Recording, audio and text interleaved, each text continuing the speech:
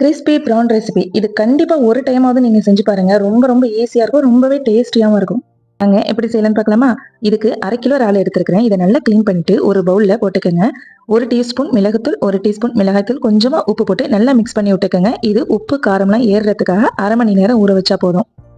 இப்போ இன்னொரு பவுல்ல 4 டீஸ்பூன் கார்ன்ஃப்ளவர், 2 டேபிள் ஸ்பூன் மைதா மாவு எடுத்துருக்கிறேன்.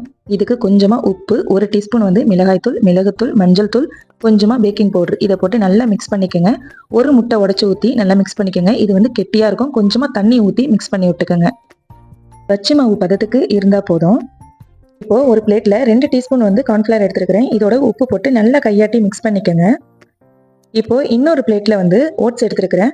உங்ககிட்ட பிரெட் கிரம்ஸ் இருந்துச்சுன்னா அதுவே எடுத்துக்கங்க. என்கிட்ட பிரெட் கிரம்ஸ் இல்லாதனால நான் ஓட்ஸ் எடுத்துருக்கேன். இப்போ ராலை எடுத்து ஃபர்ஸ்ட் அந்த கார்ன்ஃப்ளவர்ல நல்லா தடவி விட்டுக்கங்க. அதுக்கு பிறகு அந்த பேட்டர்ல நல்லா பெரட்டி விட்டு ஓட்ஸை நல்லா ஃபுல்லா கோட் ஆகுற மாதிரி பண்ணிட்டு எல்லாத்தையும் பிளேட்ல அரேஞ்ச் பண்ணிக்கங்க.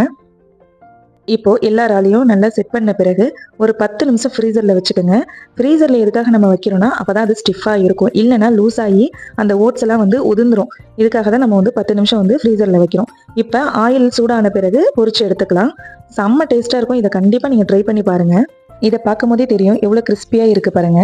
கெச்சப்ல நினைச்சு சாப்பிடும் போது அப்படியே ரெஸ்டாரண்ட் ஸ்டைல்ல செம்ம டேஸ்டா இருந்துச்சு. இதை நீங்களும் ட்ரை பண்ணி பாருங்க. இந்த வீடியோ உங்களுக்கு பிடிச்சிருந்துச்சுன்னா லைக் பண்ணுங்க, கமெண்ட் பண்ணுங்க, மறக்காம சப்ஸ்கிரைப் பண்ணுங்க.